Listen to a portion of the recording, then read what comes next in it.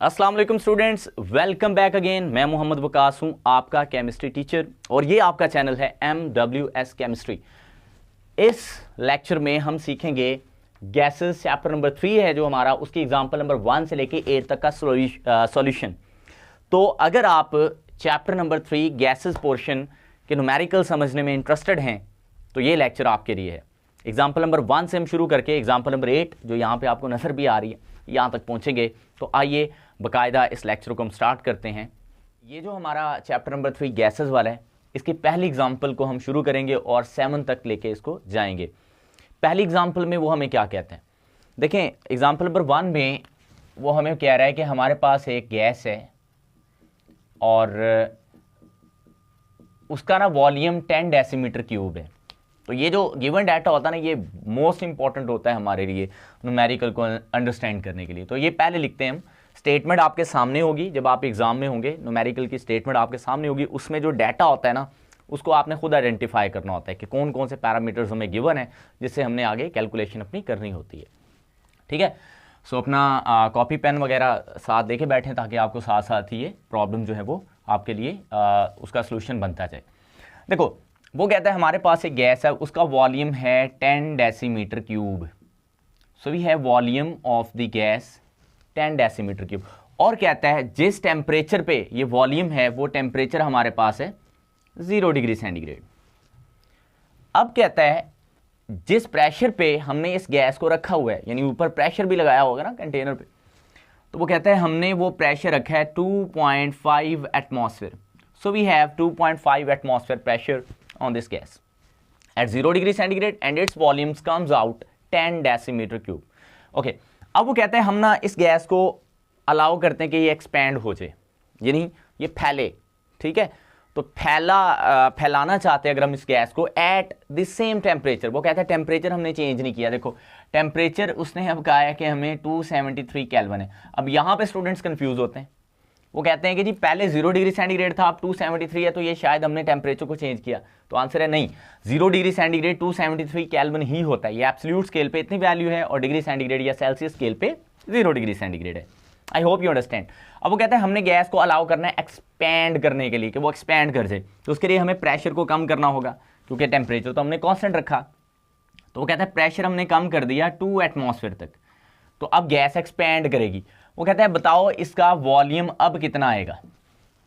तो इस वॉल्यूम को मैं V1 मान लेता हूं, इस प्रेशर को P1 मान लेता हूं, और जो नया प्रेशर है ये P2 है, और इस पे हम नया वॉल्यूम V2 फाइंड करना चाहते हैं। और टेम्परेचर यहां पे कांस्टेंट है, इसलिए मैंने T1 T2 नहीं लिखा, क्योंकि दोनों में सेम वैल्यूज हैं।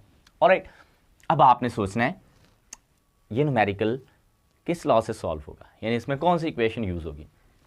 So if you remember Boyle's law, उसमें प्रेशर का और वॉल्यूम का आपस में इनवर्स रिलेशन होता है, यानी volume is inversely related to the applied pressure at constant temperature and number of moles. So that is Boyle's law. आप यहां पे चेक कर सकते हो, टेम्परेचर कांस्टेंट है, रिलेशन बन रहा है वॉल्यूम का और प्रेशर का। So we will apply Boyle's law. तो यहां मैं लिखता हूं अप्लाइंग बॉयल्स लॉ। बहुत आसान एग्जाम्पल है ये, स्टूडेंट्स को ये वैसे ही आती होती है। बॉयल्स लॉ में हम जब दो कंडीशंस पे बॉयल्स लॉ अप्लाई करते हैं, वैसे तो PV is equal to K होता है बॉयल्स लॉ। तो अगर दो कंडीशन पे अप्लाई करना है तो P1 V1 is equal to P2 V2। Boyle's law की जो मैथमेटिकल फॉर्म है वो PV is equal to K होती है। तो दो कंडीशंस के लिए अप्लाई करना चाहते हो, so this equation will be used as a Boyle's law. अब V1 हमारे पास P1 गिवन है, वो आप पुट कर दें। देखो V1 हमारे पास था, यहां पहले P1 पुट कर लें, 2.5 है, मल्टीप्लाइज बाय V1 हमारे पास कितना है, शाबाश कितना है 10, ये लिखो यहाँ पे। P2 कितना है 2 एटमॉस्फेयर, एंड यूनिट अभी मैं नहीं लिख रहा, एंड पे जो यूनिट आएगा नए वॉल्यूम का वो भी डेसीमीटर क्यूब होगा, क्योंकि यहाँ पे हमने वॉल्यूम डेसीमीटर क्यूब में लिया हुआ है। अब नेक्स्ट अगर हम देखें तो हमारे पास P2 हमने जो 2 लिख दिया, वॉल्यूम हमने निकालना है V2। जस्ट आपने स्टूडेंट्स इसको सॉल्व करना है, V2 ये दो को इधर ले आओगे, सारा सॉल्व करोगे तो आंसर आपके पास आएगा 12.5 डेसीमीटर क्यूब। इसको सॉल्व नहीं मैं कर रहा, आपके पास कैलकुलेटर होंगे, आप इजीली इसको सॉल्व कर पाओगे। अब ये वॉल्यूम बड़ा है, थोड़ा सा आप इसको अगर गौर करें इस न्यूमेरिकल पे, तो ये वॉल्यूम बड़ा है पहले वाले वॉल्यूम V1 से। क्यों बड़ा, क्योंकि हमने गैस को एक्सपेंड किया, हमने प्रेशर कम किया। प्रेशर कम करेंगे तो वॉल्यूम अल्टीमेटली बढ़ना है, तो बढ़ा है। तो ये एट कांस्टेंट प्रेशर हमारे पास एट कांस्टेंट टेम्परेचर हमने नया वॉल्यूम V2 निकाला by applying Boyle's law. Now we are moving towards our second example. जी तो स्टूडेंट्स, अब हम हमारी सेकंड एग्जांपल पे आएंगे and second example is very relevant to our Charles law, जिसको हम चार्ल्स लॉ भी कहते हैं। सो बहुत आसान है ये भी। आई एज्यूमिंग कि आपको ये बहुत जल्दी और क्विकली जो है वो समझ आ जाएगी। एग्जांपल नंबर 2 हमारे पास कहता है हमारे पास ना हाइड्रोजन गैस है। गैस कौन सी? हाइड्रोजन। और उसका वॉल्यूम उसने हमें दे दिया है, वॉल्यूम है इसका 250 सेंटीमीटर क्यूब। कहता है हमारे पास 250 सेंटीमीटर क्यूब हाइड्रोजन गैस है। आपने ना इसको जिस टेम्परेचर पे अभी जिस पे वॉल्यूम हमें गिवन है वो रखा है, वो हमारे पास है ये मैं थोड़ा सा यहाँ पे स्पेस दे दूँ। टेम्परेचर हमारे पास है 127 degree centigrade, 127 degree centigrade temperature पे गैस जो कि हाइड्रोजन है उसका वॉल्यूम कितना आ रहा है? 250 सेंटीमीटर क्यूब। अब वो कहता है आपने ना इस गैस को ठंडा करना है, कूल दिस गैस। और हमने कितना कूल किया कि इसका नया जो टेम्परेचर आया वो हमारे पास -27 डिग्री सेंटीग्रेड आया। तो हमने इसको 127 डिग्री सेंटीग्रेड से कूल करके -27 डिग्री सेंटीग्रेड कर दिया। और अब वो कहता है नया वॉल्यूम बताओ, यानी ये नया वॉल्यूम आएगा V2 वो बताओ कितना आना है। तो इसका मतलब ये वॉल्यूम V1 है। और कहता है आपने ड्यूरिंग दिस होल प्रोसेस आपने प्रेशर कांस्टेंट रखा। So pressure is kept constant during this whole our process. ठीक है। सो सबसे पहला आपने काम क्या करना है? सबसे पहले जो टेम्परेचर गिवन है ना इन डिग्री सेंटीग्रेड, इसको आप केल्विन में बदलोगे। टेम्परेचर को आपने एब्सोल्यूट स्केल यानी केल्विन स्केल में ही लिया करना है। सो अगर आप 127 में अगर मैं ऐड करूं 273 फैक्टर, तो ये वाला जो टेम्परेचर है दिस विल बिकम केल्विन, और ये आ जाएगा 400 केल्विन टेम्परेचर। जब आप इन दोनों फैक्टर्स को ऐड करोगे 273 को 127 में, the answer will comes out 400 kelvin. इसको मैं T1 मान लेता हूं, तो this one is our T1 first temperature before cooling the gas. अब कहते हैं हमने गैस को करा है कूल, और कितना कूल किया? -27 डिग्री सेंटीग्रेड। तो आप इसको भी केल्विन में निकालोगे, -27 + 273। सो हमारे पास ये केल्विन में आएगा आंसर, और इसका आंसर आ जाएगा। अब आप इसको सब्सट्रैक्ट कर लें, 273 में से आप 27 जब माइनस करोगे 13 में से 7, क्योंकि उधर से एक हमने 13 में से 7, तो हमारे पास 13 में से 6 आ जाएगा। इधर आ जाएगा हमारे पास 6 में से 2, तो हमारे पास 4 आ जाएगा, और यहाँ तो 246 केल्विन आ जाएगा। ओके। सो नया टेम्परेचर हमारे पास, ही मैं चेक कर लूँ वैल्यू, नई वैल्यू जो हमारे पास आई है टेम्परेचर की, यस 246 केल्विन ही है। ऑलराइट, थोड़ी सी मैथमेटिकली प्रॉब्लम हो रही क्योंकि कैलकुलेटर मैं यूज़ नहीं करा, तो आप डायरेक्ट इसको कैलकुलेटर से कर लोगे। ओके। अब आपने ना, वो कहता है V2 निकालना है। टेम्परेचर तो ऑलरेडी हम बता चुके हैं कांस्टेंट है। ये है हमारे पास सेंटीमीटर क्यूब। अब गैसेस के वॉल्यूम को हम नॉर्मली डेसीमीटर क्यूब में लेते हैं। आप ऐसे भी इसको सॉल्व कर सकते हो, आंसर डायरेक्ट सेंटीमीटर क्यूब में आ जाएगा, नो वरीज। लेकिन आप इसको पहले डेसीमीटर क्यूब में चेंज कर लो। देखो जो हम 1 सेंटीमीटर होता है ना, या चलो पहले मैं इसको ज़्यादा क्लियरली बता देता हूँ। 1 डेसीमीटर जो होता है ना, इसमें 10 सेंटीमीटर होते हैं। ये बात आपने याद रखनी है। 1 डेसीमीटर में 10 सेंटीमीटर होते हैं। And if we taking cube either sides, so हमारे पास ये बनेगा।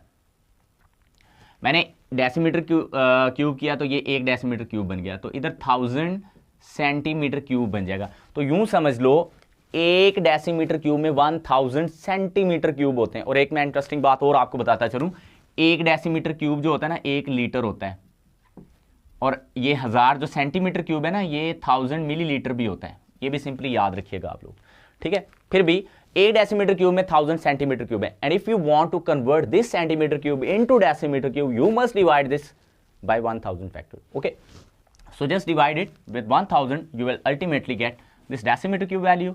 सो 0.25 यहां पे हमारे पास क्या आ जाएगा जी? Yes, decimetre cube. सो अब ये हमारे पास सारा गिवन डाटा है। And which law we will going to apply here? Yes, Charles law. Charles law apply होगा अकॉर्डिंग टू ये अप्लाइंग चार्ल्स लॉ, जैसे हमने बॉयज लॉ अप्लाई किया था। सो इसके मुताबिक हमारे पास चार्ल्स लॉ की जो मैथमेटिकल फॉर्म बनती है वो ये है, V/T = K। वॉल्यूम और टेम्परेचर का आपस में डायरेक्ट रिलेशन होता है, एब्सोल्यूट टेम्परेचर, केल्विन टेम्परेचर का, जबकि यहाँ पे प्रेशर और नंबर ऑफ मोल्स जो होते हैं गैस के वो कांस्टेंट रखे जाते हैं। सो दो कंडीशंस पे अप्लाई करना है, ये बन जाएगा आपके पास। जस्ट आपने वैल्यूज अब पुट करनी है, पुट करो 0.25, नीचे टेम्परेचर हमारे पास 400 था केल्विन में, V2 हमने फाइंड करना है, we are going to find V2, yes V2 ऐसे लिख दो, और T2 हमारे पास था 246 kelvin. So when we solve this whole we will got the answer 0.153 sorry decimetre cube. अगर आप इसको सेंटीमीटर क्यूब में कन्वर्ट करना चाहते हो, जैसे यहाँ पे है, जैसे आपने सेंटीमीटर क्यूब को डेसीमीटर में कन्वर्ट किया था तो आपने 1000 से डिवाइड किया। अब आप डेसीमीटर क्यूब जो कि बड़ी वैल्यू है उसको छोटी यानी सेंटीमीटर क्यूब में चेंज करना चाहते हो, you must apply this by factor 1000। तो अगर आप इसको सेंटीमीटर क्यूब में निकालना चाहोगे तो 153 सेंटीमीटर क्यूब आ जाएगा। तो बहुत इंटरेस्टिंगली हमने वॉल्यूम फाइंड कर लिया जो नया आया आफ्टर कूलिंग द गैस। जाहिर बात है ज़्यादा टेम्परेचर था, ज़्यादा वॉल्यूम था, कम टेम्परेचर हुआ, वॉल्यूम ने कम होना है according to Charles law. So hence यहाँ पे चार्ल्स लॉ भी हमारा प्रूव हुआ। तो ये हमारी स्टूडेंट्स 2 एग्जाम्पल मुकम्मल हो चुकी हैं। मैं कोशिश कर रहा हूँ वीडियो को कम अज़ कम टाइम में मैक्सिमम इसमें आपको बता के वाइंड अप करूँ। आइए अब हम अपनी 3rd एग्जाम्पल की तरफ मूव करते हैं। जी स्टूडेंट्स, अब हम अपनी 3rd एग्जाम्पल की तरफ मूव करेंगे। बड़ी इंटरेस्टिंग है, ईजी भी है, सिंपल है, आपको समझ भी आ जाएगी। देखो वो कहता है हमारे पास ना एक सैंपल ऑफ नाइट्रोजन गैस है, यानी नाइट्रोजन हमारे पास गैस है और उसको हमने एक कंटेनर में बंद किया है जिसका वॉल्यूम कितना है, जैसे जिनको बोतल में बंद किया होता है ना, तो नाइट्रोजन गैस को हमने कहाँ पे बंद किया हुआ है, वॉल्यूम जारी बात है कंटेनर का ही होगा ना। तो 380 सेंटीमीटर क्यूब है जी हमारे पास जो वॉल्यूम ऑफ कंटेनर है जिसमें नाइट्रोजन गैस बंद है। किस टेम्परेचर पे बंद है, 120 डिग्री सेंटीग्रेड पे, और वहाँ पे वो कितना प्रेशर एक्सर्ट कर रही है उस कंटेनर पे, 101325 न्यूटन पर metre square. That is also equal to 1 atmospheric pressure which is normal pressure. जो आपके रूम में प्रेशर इस वक्त एयर का है वो भी 1 एटमॉस्फेयर यानी 101325 न्यूटन पर मीटर स्क्वायर है। तो न्यूटन पर मीटर स्क्वायर ये एक ऐसा यूनिट है, अगर आप इसको एटमॉस्फेयर में चेंज करोगे तो वो 1 एटमॉस्फेयर होता है। क्लियर। कहता है आपके पास नाइट्रोजन गैस का सैंपल है जिसको हमने इतने वॉल्यूम में बंद किया, इतने टेम्परेचर पे, और वहाँ पे वो इतना प्रेशर एक्सर्ट कर रही है। अब वो कहता है आपने पता क्या करना है, उस गैस को ये छोटे से वॉल्यूम से निकाल के बड़े से वॉल्यूम में शिफ्ट कर देना है जो कि 10 डेसीमीटर क्यूब है। देखो ये 1 डेसीमीटर क्यूब भी नहीं है, अगर मैं इसको डेसीमीटर क्यूब में लिखूँ ना तो 1000 से जब मैं डिवाइड करूंगा the answer will B 0.38 decimetre cube. तो पहले वो थोड़े से कंटेनर, छोटे से कंटेनर में मौजूद थी।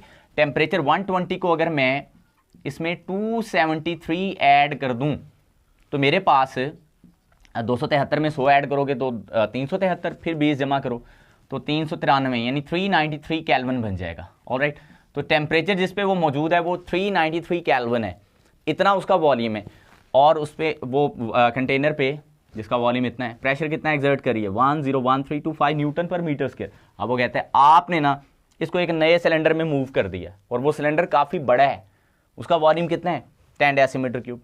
तो ऑब्वियसली यहाँ पे वो प्रेशर वो गैस एक्सर्ट नहीं करेगी जितना यहाँ पे कर रही थी, ये कम प्रेशर है वो एक्सर्ट करेगी। जारी बात है वॉल्यूम आपने उसको स्पेस ज़्यादा दे दी है ना, तो गैस कम एक्सर्ट करेगी प्रेशर। वो कितना करेगी वही वो हमसे पूछना चाहता है। कहता है टेम्परेचर भी अब हमने चेंज किया है, टेम्परेचर भी साथ चेंज करके कम करके कितना कर दिया 27। So if we add 27 with 273 factor the answer will be in kelvin. So आप जब इसमें ऐड करोगे 300 केल्विन आ जाएगा। सो नया टेम्परेचर हमारे पास 300 केल्विन है। टेम्परेचर को मैंने इसलिए हाईलाइट किया कि टेम्परेचर यहाँ पे कांस्टेंट नहीं है कांस्टेंट। तो कांस्टेंट नहीं है इसका मतलब बॉयल्स लॉ यहाँ पे, अच्छा बॉयल्स लॉ में, हाँ बॉयल्स लॉ में तो टेम्परेचर कांस्टेंट होता है, बॉयल्स लॉ लग सकता है वो नहीं, क्योंकि यहाँ पे वॉल्यूम और प्रेशर ये चेंज हो रहे हैं ना, टेम्परेचर भी चेंज हो रहा है। तो बॉयल्स लॉ में तो टेम्परेचर कांस्टेंट होता है ना, वॉल्यूम और प्रेशर का आपस में रिलेशनशिप होता है। तो इट मीन्स बॉयल्स लॉ इस पर नहीं लगेगा। चलो चार्ल्स लॉ लगा के देख लेते हैं। वॉल्यूम का टेम्परेचर के साथ डायरेक्ट रिलेशन, जब प्रेशर कांस्टेंट है तो यहाँ पे प्रेशर ही कांस्टेंट नहीं रहना, यहाँ पे प्रेशर हो रहा है, यहाँ पे ये चेंज हो जाना है। इसका मतलब चार्ल्स लॉ भी इस पर अप्लाई नहीं होगा। तो हमारे पास एक इक्वेशन होती है जिसको हम जनरल गैस या आइडियल गैस इक्वेशन कहते हैं, ये न्यूमेरिकल उसमें से है। तो वो हमारे पास है PV = nRT। सो इस इक्वेशन को अगर हम R चूँकि हमारा कांस्टेंट है उसको सॉल्व करते हुए n नंबर ऑफ मोल्स हैं वो 1 रख लें तो अगर हम उसको सॉल्व करें तो हमारे पास जो इक्वेशन बनती है वो बनती है P1V1/T1 इज इक्वल टू, यानी अप्लाइंग, ये सारा मैंने जो बयान किया ना मुद्दा, अप्लाइंग जनरल गैस इक्वेशन इसके लिए था, ठीक है जी। तो ये होता है P1V1/T1 is equal to P2V2/T2। General gas equation at two different condition when number of mole is constant n and r तो ऑलरेडी कांस्टेंट है, तो ये हम अप्लाई करते हैं। अब हमने जो चीज निकालनी है यहाँ पे स्टूडेंट्स वो ये है P2, बाकी सारा कुछ पता है हमें। P1 कितना है, यस 10, ऐसे उसने ना जवाब जो हमें आंसर पूछा है वो न्यूटन पर मीटर स्क्वायर में पूछा है, तो आपने इस वैल्यू को किसी और यूनिट में कन्वर्ट नहीं करना, सिंपली पुट कर दो 101325, ये था 0.38 सॉरी, और नीचे ये हमारे पास कितना था T1, ये 393 केल्विन, यूनिट अभी ना लिखो, एंड पे न्यूटन पर मीटर स्क्वायर लिख देंगे। P2 हमने फाइंड करना है, V2 हमने 10 डेसीमीटर क्यूब कर लिया था, 10 ही लिख देता हूँ, और नीचे T2 हमारे पास कितना था कम होके, हाँ 300। So when we solve this whole values we will got the pressure P2। मैं आंसर डायरेक्ट देख के लिख देता हूँ 2938, मुझे फिर देख लेने दे, मुझे लग रहा है 83 है, मुझे उल्टा नज़र आ रहा है, हाँ जी 380 है, 0.4 सीधा ही नज़र आ रहा है, मुझे लगा था कि ऐसे शायद ना हो। चलो ये जब आप सॉल्व करोगे ना स्टूडेंट्स तो आपके पास आंसर आ जाएगा। सोल्यूशन मैं नहीं एक्सप्लेन कर रहा क्योंकि सोल्यूशन में एक्सप्लेन करने वाली कोई चीज़ है ही नहीं, वो तो आपने ज़रबें, तकसीमें, जमें, मीन्स एडिशन वगैरह करनी होती। So that's it about our example number 3। Now we are moving our example number 4 which is very related to density of the ideal gas. तो स्टूडेंट्स अब हम बात करेंगे एग्जाम्पल नंबर 4 की। एग्जाम्पल नंबर 4 में हमने डेंसिटी ऑफ मीथेन फाइंड करनी है। कहता है डेंसिटी ऑफ मीथेन निकालो ये, और ये आइडियल कंडीशन, वो कह रहा है ये आइडियली बिहेव कर रही हो जैसे, ऐसे आप इसको एज्यूम कर लो मीथेन को। इसकी डेंसिटी वो कहता है फाइंड करो किस टेम्परेचर पे, 0 डिग्री सेंटीग्रेड, और जब इस पर कितना प्रेशर अप्लाई हो रहा हो 1 एटमॉस्फेयर। फिर वो कहता है पता क्या करो, what will happen to the density, फिर बताओ डेंसिटी के साथ क्या होगा जब हम टेम्परेचर को चेंज करके 27 करेंगे, ये अलग पार्ट हमें करना होगा, और जब हम प्रेशर को दोबारा बढ़ा के 1 से, पहले 1 था, 2 एटमॉस्फेयर कर देंगे और टेम्परेचर 0 डिग्री कर देंगे, तो बताओ फिर डेंसिटी क्या होगी। यानी बार बार आपसे डेंसिटी का पूछ रहा है, बार बार पूछ रहा है। क्यों पूछ रहा है इस पर हम आते हैं। तो स्टूडेंट्स सबसे पहले हमें ये पता करना है कि जो आइडियल गैस होती है ना उसकी डेंसिटी के लिए फॉर्मूला क्या है। वी नो जो हम density of an ideal gas लिखते हैं ना उसका फॉर्मूला पहले तो आपको आना चाहिए, ठीक है। ये हम जनरल गैस इक्वेशन ही से एक इक्वेशन डिराइव करते हैं, ये होता है D is equal to PM/RT, ठीक है। ये हमारे पास फॉर्मूला है। D density of the ideal gas है, P इज द प्रेशर है, applied pressure, M is the molecular weight of your gas, जो भी गैस गिवन है उसका molecular weight, R is the general gas constant, T is the temperature. So I just put it 1, ठीक। अब आपने देखो, मैं इसको आप एक दफा भूल जाओ, व्हाट विल हैपन ये छोड़ दो, ऊपर वाले को देखो। आपको टेम्परेचर गिवन है, यस यहाँ पे टेम्परेचर है, लेकिन टेम्परेचर को ना आपने केल्विन में यूज़ करना होता है, आपको बहुत अच्छे से पता है। 0 में आप 273 ऐड करोगे तो ये केल्विन में आ जाएगा, सो इट विल बिकम 273 केल्विन। तो टेम्परेचर तो हमारे पास 273 केल्विन है, इसमें तो हमारे पास कोई प्रॉब्लम नहीं। अब प्रेशर को एटमॉस्फेयर में यूज़ करना है, वैसे है। डेंसिटी हमने फाइंड करनी है, और हमें क्या चाहिए, R और कैपिटल M।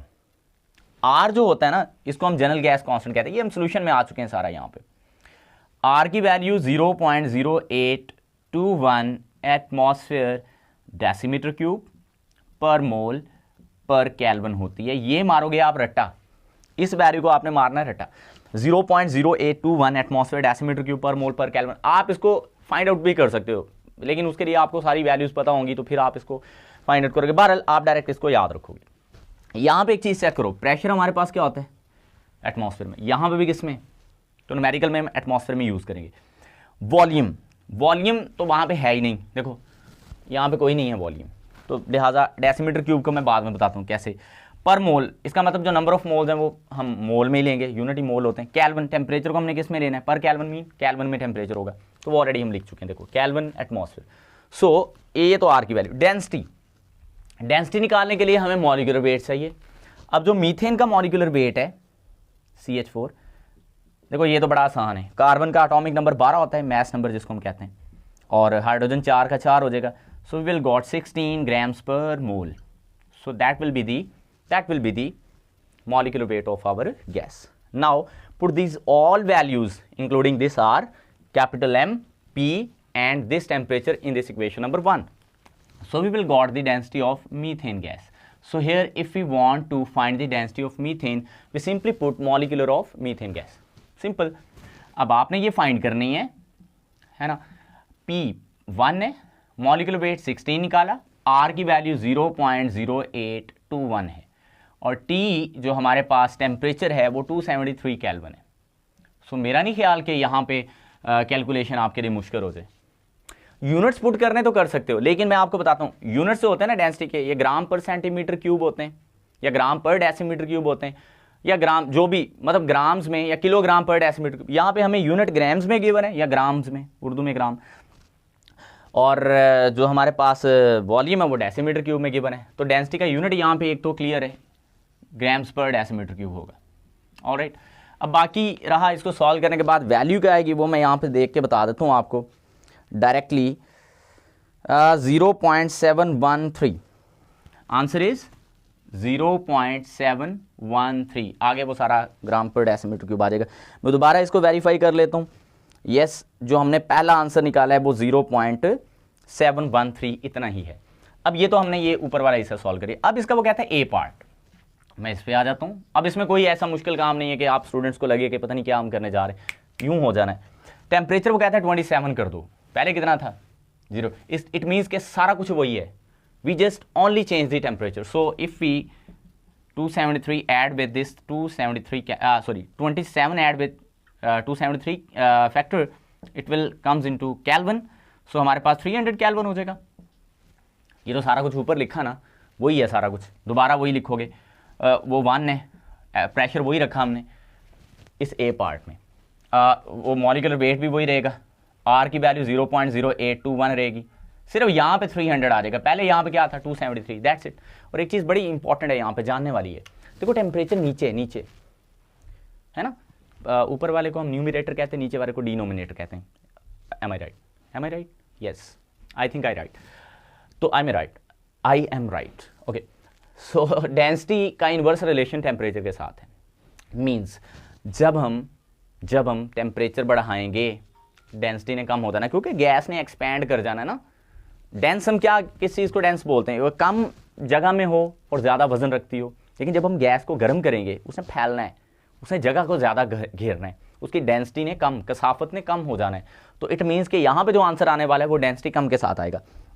सो जब आप इसको कैलकुलेट करोगे, the answer will B 0.649। How much? 0.649 grams per decimeter cube. So that will be the new density at 300 Kelvin temperature. So अब आपके लिए मैं एक छोटी सी असाइनमेंट छोड़ देता हूँ, थोड़ा सा बता के आपने अभी कर लेनी बैठे बैठे जब आप ये वीडियो देख रहे हैं। वो कहता है प्रेशर को 2 एटमॉस्फेयर कर दो, कर दिया। यहाँ पे सिंपली क्या आ जाएगा 2, है ना, 1 की जगह 2 एटमॉस्फेयर आ जाएगा। वो तो वही रहेगा मॉलिक्यूलर वेट, वो तो चेंज नहीं होना, ये भी वही वैल्यू रहेगी 0.0821। फिर वो कहता है आपने टेम्परेचर दोबारा से 0 डिग्री कर देना, यानी अगेन कितना 273। लो जी, अब यहाँ पे सोचने वाली बात है, प्रेशर बढ़ाएंगे ना, देखो प्रेशर ऊपर है न्यूमरेटर में, प्रेशर बढ़ाएंगे डेंसिटी बढ़ेगी, गैस को दबाएंगे तो गैस के मॉलिक्यूल करीब आएंगे, वो कम जगह घेरेंगे, डेंसिटी बढ़ जाएगी। तो इट मीन्स यहाँ पे जो आंसर आने वाला है ना, वो पहले वाले आंसर से भी शायद ज़्यादा होगा, शायद क्या यकीनन ज़्यादा होगा, और वो ज़्यादा ही आएगा। आपने इसको सॉल्व करके बताना है वो कितना आता है। तो ये था हमारे पास, ये थी एग्जाम्पल नंबर 4। अब हम मूव करने जा रहे हैं एग्जाम्पल नंबर 5 पे। So let's start with our example number 5। तो students, example number 5 is very very very easy. आपने सोचा होगा सर कहने लगे वेरी वेरी इंपॉर्टेंट भी है, ईजी भी, ठीक है, बहुत आसान है। कहता क्या है? कहता है हमारे पास ना अमोनिया गैस है, उसका मैस निकाल के दो, उसका वॉल्यूम अगर इतना हो, टेम्परेचर इतने पे रखिए और उस पर इतना प्रेशर हम एक्सर्ट करें, तो बताओ उसका मैस कितना होगा, यानी वो गैस कितनी वजनी होगी, मैस में कितनी होगी। सो सिंपली इसके सोल्यूशन में आ जाते हैं। देखो भाई, मैस हमने निकालना है, जो चीज़ें गिवन है, वॉल्यूम है, प्रेशर है, टेम्परेचर है। मैं तो सीधा सीधा आपको फार्मूला बताऊंगा कि फार्मूला डेंसिटी वाला लगना है, ठीक है, उसमें से फिर हमने जो भी निकालना है वो बताता हूँ आपको। डेंसिटी हमारे पास होती PM/RT। सर कैपिटल M कहाँ से आएगा, कोई बात नहीं, मॉलिक्यूलर वेट ऑफ अमोनिया अभी निकाल के देता हूँ आपको। देखो मॉलिक्यूलर वेट ऑफ अमोनिया, जैसे अभी हमने प्रीवियस एग्जांपल में मीथेन का निकाला, तो नाइट्रोजन का 14 होता है, 3 हाइड्रोजन का 3, so we will got 17 grams per mole. So that is the molecular weight of your ammonia gas. Now R की वैल्यू हम पहले भी लिख चुके हैं, दोबारा लिख देता हूँ, 0.0821 atmosphere decimetre cube per mole per kelvin. In common units, आम यूनिट्स में ये वैल्यू इतनी होती है। ठीक है, सारा कुछ हो गया, मिल गया। लेकिन सर डेंसिटी, तो आपको क्या है, कौन रहा है, डेंसिटी निकालनी है। आप देखो डेंसिटी जो होती है ना, डेंसिटी बराबर होती है मैस पर यूनिट वॉल्यूम।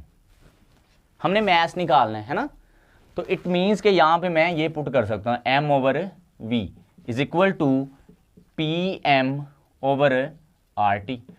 अगर मैं इसको मैस ऑफ अमोनिया लिखता हूँ NH3, तो यहाँ पे मॉलिक्यूलर वेट ऑफ अमोनिया ही लेना पड़ेगा। तो बस अब आपने ना जस्ट सॉल्व करना है, और सॉल्व करने के बाद आपके पास क्या आ जाना है, दैट इज स्मॉल m, जो कि मैस ऑफ अमोनिया गैस होगा। अब हमने वो निकालना है, वॉल्यूम हमें कितना गिवन है, 1 डेसीमीटर क्यूब। ये मैं पुट करता हूँ, देखो M ऑफ NH3 हमने निकालना है, वॉल्यूम मुझे कितना गिवन है 1, यूनिट अभी मैं पुट नहीं कर रहा, एंड पे ग्राम्स में मैस आ जाना है, ग्राम्स में आएगा मैस, क्योंकि यहाँ पे हम ग्राम्स में यूज़ करें। टेम्परेचर को आप केल्विन में बदल लो, तो 300 प्लस 300 कहाँ से आ गया, 30 प्लस 273, तो 303 केल्विन आ जाएगा ये। और ये ना प्रेशर है यहाँ पे, देखो इसके बारे में थोड़ा सा, हमारे पास ना एक जो मिलीमीटर मरकरी होता है ना, 1 मिलीमीटर मरकरी, हम इसको क्या भी कहते हैं, हम इसको ना एक टॉर भी कहते हैं, चलो। और अगर ये 760 मिलीमीटर ऑफ मरकरी हो जाए ना, तो हम इसको एक एटमॉस्फेयर मान लेते हैं। यानी 1 atmosphere is the pressure which can support the mercury column up to 760 millimetre at sea level on 0 degree centigrade. ये हम डेफिनेशन करते हैं 1 एटमॉस्फेयर प्रेशर की, तो वही है ये 760 मिलीमीटर मरकरी एक एटमॉस्फेयर होता है। So here we have 1000 millimetre mercury. So if we divide this 1000 by 760, so it will become atmosphere. So हमारे पास 1.315 एटमॉस्फेयर प्रेशर आ जाएगा। So this is pressure which we are going here. So ये P हमारे पास 1.315, M अभी हमने 17 निकाला, R की वैल्यू 0.0821 है, टेम्परेचर हमारे पास 303 है। तो जब हम ये सारा कुछ सॉल्व करेंगे, तो अमोनिया गैस का जो मेरे पास मैस निकल के आना है वो 0.898 ग्राम्स हो जाएगा, यानी almost 0.9 grams. So that is the mass of your ammonia gas in the container having volume 1 decimeter cube, pressure this one, and at kept this one temperature. So that's it about our example number 5. तो students ये हमारे पास example number 6 है, और ये हम explain करेंगे, इसको हम अभी सॉल्व करेंगे। और ये एग्जाम्पल रिलेटेड है Dalton's law of partial pressure. 3 gases हैं हमारे पास, PH2, PCH4 और PHE। ये तीनों गैसेस के जो पार्शियल प्रेशर्स हैं, इनका अगर हम सम करेंगे तो ये टोटल प्रेशर यानी 1 एटमॉस्फेयर के बराबर होगा। क्वेश्चन क्या है, हम तो क्वेश्चन की तरफ आते हैं ना, हम डाल्टन लॉ को थोड़ी यहाँ पर डिस्कस कर रहे हैं। क्वेश्चन कहता है हमारे पास 3 गैसेस का मिक्सर है जो तीनों नॉन रिएक्टिंग है। हाइड्रोजन इतने ग्राम्स हैं, हीलियम इतने ग्राम्स हैं, तीसरी गैस मीथेन है, उसके ग्राम्स हमें गिवन नहीं है। कहता है उसका जहाँ पे वो बंद हैं तीनों गैसेस, वहाँ पे वॉल्यूम वैसल इतना है, टेम्परेचर इतना है, प्रेशर वो इतना एक्सर्ट कर रही है वहाँ पे टोटल। तो बताओ, वो कहता है हर गैस का अपना अपना कितना कितना प्रेशर वहाँ पे हो रहा है। देखो टोटल प्रेशर तो 1 एटमॉस्फेयर है उस कंटेनर पे, जिसका वॉल्यूम 13 डेसीमीटर क्यूब है, टेम्परेचर इतना है। कहता है हर गैस का इंडिविजुअल पार्शियल प्रेशर बताओ वो कितना कितना होगा, और ये बताना भी टॉर में है। ठीक है, torr is not a big deal for us कि हम इसको टॉर में निकालना चाहते तो पता नहीं क्या होता है। तो जो असल प्रॉब्लम है वो ये है कि पार्शियल प्रेशर बराबर किसके होता है। देखो पार्शियल प्रेशर किसी भी गैस का होना ये बराबर होता है mole fraction of that gas to the total number of total pressure exerted. Like if we are going to find the partial pressure of hydrogen, यहाँ पे हम मोल फ्रैक्शन ऑफ हाइड्रोजन लिख देंगे। ये फॉर्मूला मैंने वाजे करके लिख दिया। इसमें स्टूडेंट जो मोल फ्रैक्शन है ना, हाइड्रोजन का जो मोल फ्रैक्शन होगा ये बराबर होगा number of moles of hydrogen gas to the total number of moles of all the gases which are present in the mixture. तो देखो हमने जो असल काम करना है ना वो इस फार्मूले में ये जो वैल्यूज़ हैं इसी के ऊपर है बेस करता सारा। देखो हम बेसिकली फाइंड करना चाहते हैं partial pressure of each gas. उसके लिए हमें चाहिए मोल फ्रैक्शन।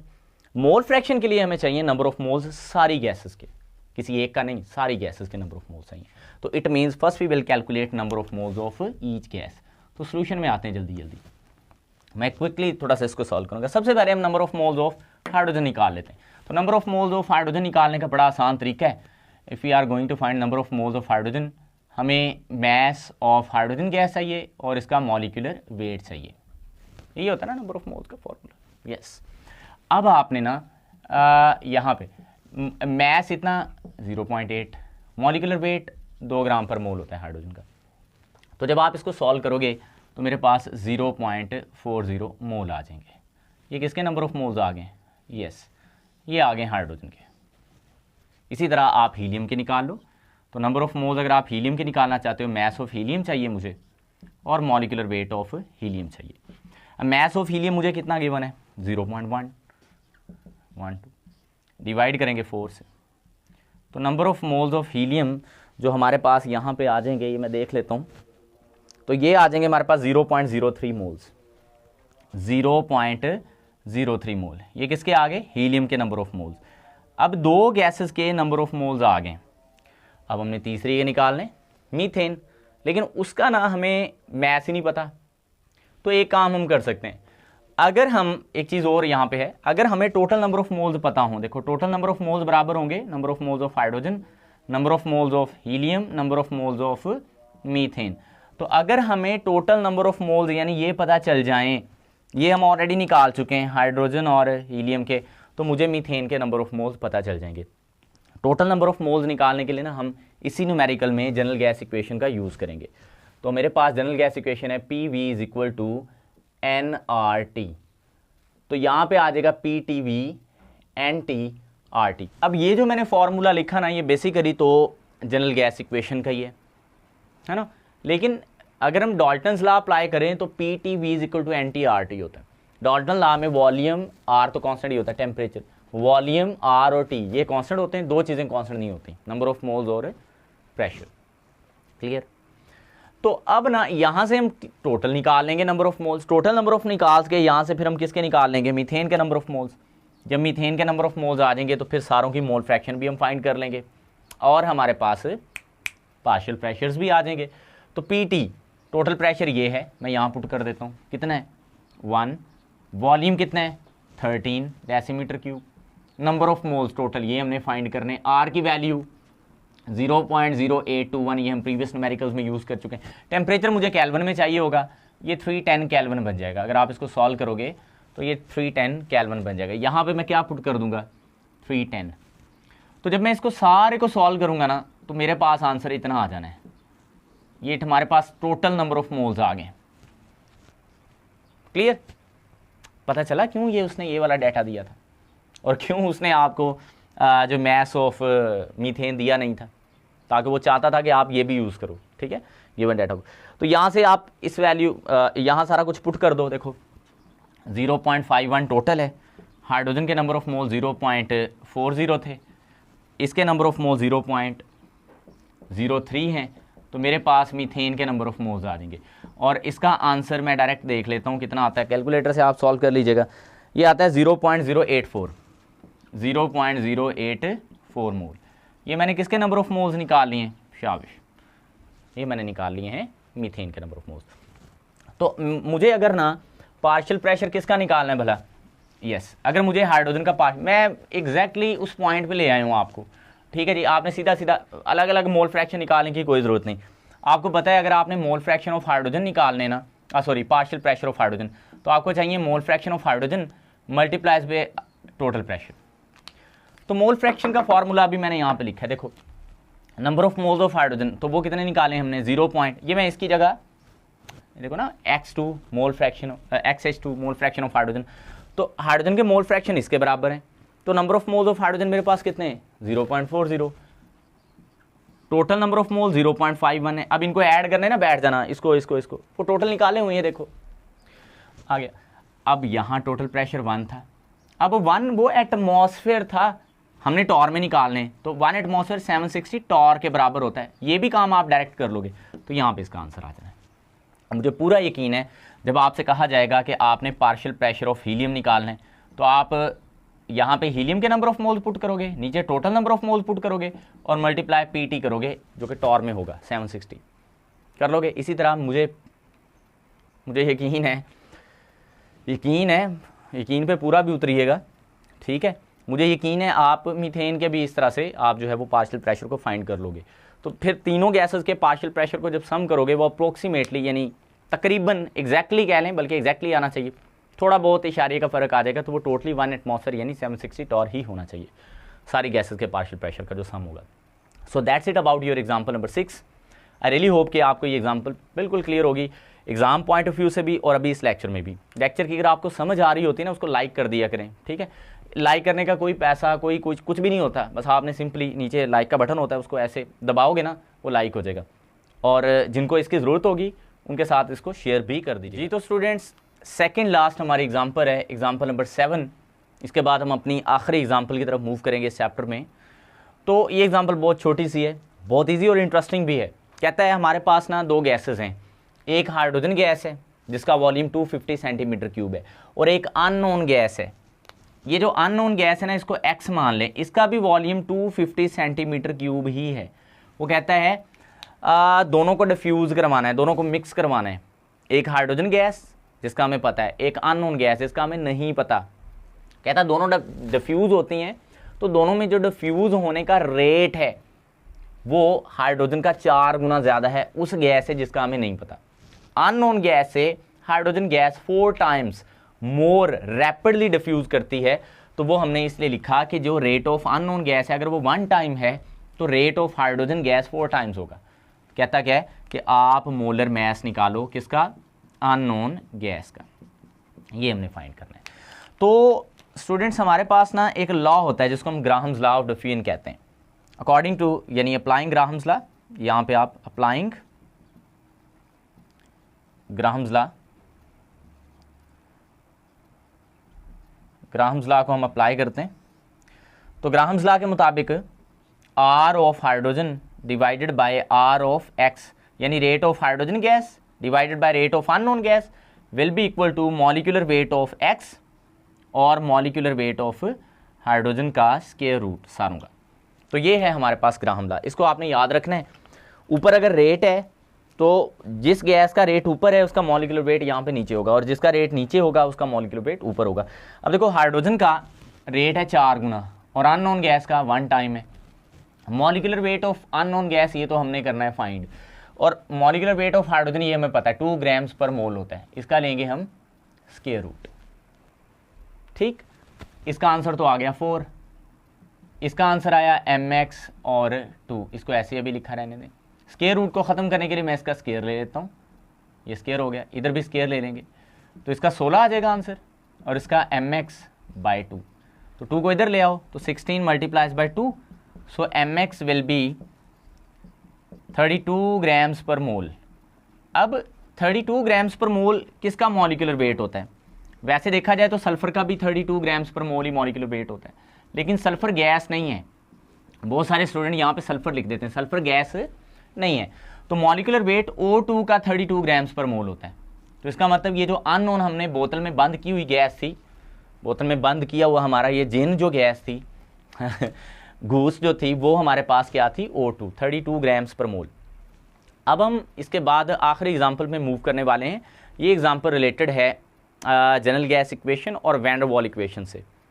तो आइए हमारी लास्ट यानी एग्जाम्पल नंबर 8 की तरफ हम मूव करें। जी तो स्टूडेंट्स, अब ये हमारे इस चैप्टर 3 की आखिरी एग्जाम्पल है, इसको सॉल्व करते हैं। That example is very relevant to van der Waals equation as well as general gas equation. कहता है हमारे पास एक गैस है और गैस का नाम है मीथेन। मीथेन हमारे पास गैस है, उसके नंबर ऑफ मोल 1 यानी 1 मोल गैस मीथेन की है, उसका टेम्परेचर 300 केल्विन है, उसका वॉल्यूम 250 सेंटीमीटर क्यूब है। पहले तो उसको डेसीमीटर में बदल लेंगे हम, तो ये 0.25 डेसीमीटर क्यूब आ जाएगा। कहता है बताओ इसका प्रेशर कितना होगा, ये कितना प्रेशर एक्सर्ट करी, यानी ये मीथेन गैस जिसके नंबर ऑफ मोल 1 हैं, टेम्परेचर इतना है, वॉल्यूम इतना है, उस कंटेनर में ये कितना प्रेशर एक्सर्ट कर रही है, लेकिन दो कंडीशंस पर। पहली क्या, जब गैस आइडियली बिहेव कर रही हो। तो पहले हम इसी को सॉल्व करते हैं। देखो जब तो गैस आइडियली बिहेव कर रही है हमारे पास पी वी इक्वल टू क्या आता है, NRT according to general gas equation. ये मैं पहला पार्ट इसका सॉल्व कर रहा हूँ, बहुत ईजी है, बिल्कुल सिंपल है। देखो हमने प्रेशर फाइंड करना है, प्रेशर को ऐसे लिखा रहने दो। V की वैल्यू 0.25 है डेसीमीटर क्यूब, अभी हमने निकाली। नंबर ऑफ मोल 1 है, R की वैल्यू 0.0821 है, और टेम्परेचर की वैल्यू उसने खुद ही दे दी हुई है 300। तो जस्ट आपने इसको कैलकुलेटर से सॉल्व कर लेना है, दैट्स इट। जब आप इसको कैलकुलेटर से सॉल्व करोगे तो 98.5 एटमॉस्फेयर यहाँ पे प्रेशर आ जाएगा। एटमॉस्फेयर में इसलिए आया क्योंकि R की जो वैल्यू हमने यूज़ की है वो एटमॉस्फेयर में होगी। R की वैल्यू हमारे पास होती है 0.0821 एटमॉस्फेयर डेसीमीटर क्यूब पर मोल और पर केल्विन, ये वैल्यू R की होती है। तो चूंकि ये वाली वैल्यू हमने यूज़ की है R की, तो इसमें एटमॉस्फेयर आ रहा है, तो इसलिए यहाँ पे जो हमने प्रेशर निकाला वो एटमॉस्फेयर में। अब वो कहता है आपने ना प्रेशर निकालना है तब जब गैस रियल बिहेव कर रही हो। रियल मीन नॉन आइडियल, ठीक है, रियल और नॉन आइडियल एक ही बात है। जब गैस रियल या नॉन आइडियली बिहेव कर रही है ना, तो आपने प्रेशर इसमें फाइंड आउट करना है। देखो एक चीज़ तो मैं आपको वाज़े बता रहा हूँ, आपको पता होनी चाहिए। जब अब कहते हैं ना गैस रियली बिहेव कर रही है यानी नॉन आइडियली बिहेव कर रही है, तो वो उतना प्रेशर एक्सर्ट नहीं करती जितना हम उसको आइडियली, जितना उसका प्रेशर हम मान रहे होते हैं। क्योंकि कुछ जगह कहते हैं ना गैस आइडियल है तो उसमें कोई फोर्सेस ऑफ अट्रैक्शन नहीं होती, यानी मॉलिक्यूल आज़ाद आना वॉल ऑफ कंटेनर से टकरा रहे हैं तो ज़्यादा प्रेशर एक्सर्ट करें, इट मीन्स कि ये प्रेशर ज़्यादा है। लेकिन जब हम कहते हैं ना गैस रियल है, नॉन आइडियली बिहेव कर रही है, तो गैस के मॉलिक्यूल आपस में अट्रैक्ट भी करते हैं। अगर मॉलिक्यूल वॉल से टकराना चाहेगा, पीछे से मॉलिक्यूल उसको अपनी तरफ अट्रैक्ट भी करेगा, तो वो उतना प्रेशर एक्सर्ट नहीं कर पाएगा जितना पहले वो कर रहा है अपनी आइडियल कंडीशन में। इट मीन्स ये वाला जो हम प्रेशर निकालेंगे ना, that will be lower as compare to this one. So इसके लिए हम जनरल गैस इक्वेशन यूज नहीं करते, we will use when der Waals equation applying बस इसकी सोल्यूशन है, यानी कैलकुलेशन और वैन डर वाल इक्वेशन अगर आपको आती है न्यूमेरिकल आपका सॉल्व, और अगर आपको वैन डर वाल इक्वेशन भूल गई तो न्यूमेरिकल नहीं होगा। वैन डर वाल्स इक्वेशन ये जब हम अप्लाई करेंगे तो देखते हैं ये होती है P plus AN square over V square into V minus NB is equal to आगे NRT। ये तो कॉमन फैक्टर है जनरल गैस इक्वेशन का भी और वैन डर वाल इक्वेशन का भी। यहाँ पे A जो है ना that is called attractive constant for gases, यानी ये दो गैसेस के मॉलिक्यूल जो आपस में अट्रैक्ट कर रहे हैं ना, ये हर गैस के लिए अपना एक कांस्टेंट A होता है। और B जो होता है ये एक्सक्लूडेड वॉल्यूम होता है, ये भी अपनी गैस का, यानी ये दोनों कैरेक्टरिस्टिक ऑफ अ गैस होती हैं। अब इस गैस में जिसका नाम मीथेन है, A की वैल्यू भी उसने आपको दे रखी होगी, B की भी, ये आपको एग्जाम में वो देगा, आपने जस्ट यहाँ पे वैल्यूज पुट करनी। मैं आपको तरीका बताता हूँ सॉल्यूशन का मैं सिर्फ तरीका बताऊंगा, सॉल्व नहीं करूंगा, एंड पे जस्ट आंसर लिख दूंगा। P आपने फाइंड करना है, A की वैल्यू ये है, ये पुट करो 2.253 डिवाइड करो, आगे n भी है, देखो ये भी n यहाँ पे 1 है तो 1 का स्केयर 1 नहीं हो जाएगा, ये मैं डायरेक्ट 1 नहीं लिख रहा हूँ, ठीक है। आई होप आपको समझ आ गई होगी। अब नीचे वॉल्यूम है, देखो वॉल्यूम हमारे पास 0.25 है, तो 0.25 का भी आपने स्केयर करना है। चलो यहाँ पे भी मैं ना स्केयर कर ही देता हूँ ताकि आपको क्लैरिटी रहे। ऐसे लिखना है आपने। कुछ स्टूडेंट पता क्या करते हैं, इसको पहले इसको उधर भेजना शुरू कर देते, फिर उन्होंने उत्थे जाके माइनस जमा कर दे। कम तुसी नहीं करना, ओके। आपने सिंपली क्या करना है, ऐसे पुट कर देना है। ये मैं आपको कह रहा हूँ, अगर आप मेरी वीडियो में इंटरेस्टेड हैं और मुझे फॉलो कर रहे हैं तो यहाँ पे आप ऐसे करो, ठीक है, इजी रह जाओगे। V, अब V की वैल्यू फिर कितनी है, हाँ जी 0.25, N की वैल्यू 1 और B की वैल्यू उसने दे रखी है आपको 0.042, आगे 8। यूनिट आपने कोई नहीं पुट करने, ये आप ये वाली ब्रैकेट लगा दें, यानी ये और ये ब्रैकेट मैंने यहाँ लगा दी है। और आगे NRT N1 है, R की वैल्यू 0.0821 है और T की वैल्यू 300 है। तो ये आप सॉल्व करोगे तो वो पहले भी हम कर चुके ना ये वाला सॉल्व, तो वो तो वही करना क्या है, तरीका बता रहा हूँ, बाकी मैंने आपको यहाँ पे अब सॉल्व करके नहीं देना। आपने सिंपली क्या करना है, 1 का स्केयर तो 1 नहीं आ जाना है, ठीक है, नीचे ये भी स्केयर, इसका भी आंसर आ जाएगा। आपने ना सिर्फ इतने फैक्टर को सॉल्व कर लेना है, ये वाले फैक्टर को कर लिया सॉल्व, यानी इसको 1 से ज़रब दोगे यही आ जाने दोबारा, इसका स्क्वायर लोगे डिवाइड करोगे कुछ ना कुछ आंसर आ जाएगा। यानी मैं कह देता हूँ p प्लस, यहाँ पे कोई आंसर आ गया, चलो इसको मैं इस आंसर को मैं x मान लेता हूँ, ठीक है, ऐसे आ गया। मैं लिख नहीं रहा क्योंकि मुझे कैलकुलेट करना पड़ेगा। फिर ये ब्रैकेट लगाएं, ये और ये ज़रब दे के इसमें से माइनस करोगे तो लेट्स सपोज ये आंसर y आ जाता है इस सारे का, और ये आंसर आपका z है ये। अब आपने ना ये सारा कुछ कैलकुलेटर से आप कर रहे होंगे, आपने इस y को दूसरी तरफ ले जाना है और जाके z से डिवाइड कर देना है, कुछ ना कुछ आंसर आ जाएगा। फिर ये जो प्लस x है ना उसको जाके दूसरी तरफ माइनस कर दोगे, सॉल्व हो जाएगा। मैं नहीं कर रहा सॉल्व, आपने ऐसे करना है। इसका आंसर टोटल आ जाएगा मेरे पास, कितना आ जाएगा, ये आ जाएगा 82.85। प्रेशर की वैल्यू 82.85। मैंने कहा था ना कि प्रेशर की वैल्यू ये वाली कम आएगी, और ये कम ही आई है क्योंकि अब गैस के मॉलिक्यूल्स में फोर्सेस ऑफ अट्रैक्शन बिल्ड होगी।